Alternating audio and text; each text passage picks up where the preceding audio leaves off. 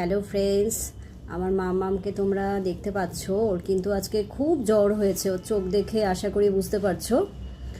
তো জ্বরে তো কিচ্ছু খেতেই চাইছে না। মাম্মাম, তুমি কি খাবে মাম্মাম? তুমি তো আমার হাতের ভেজ ফ্রাইড রাইস খেতে খুব ভালোবাসো, খাবে? হ্যাঁ, কি আমার রান্না পচা? আমার রান্না যে পচা তোর বাবাও কোনোদিন বলতে পারিনি।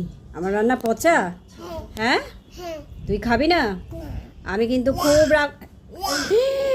তুই এরকম করছিস? হ্যাঁ, ভগবান, দেখেছো আমার রান্না নাকি?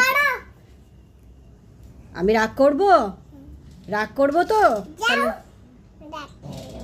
ও, আমি রাগ করলে তোর কিচ্ছু হবে না তো? ঠিক আছে, আমি চলেই যাচ্ছি।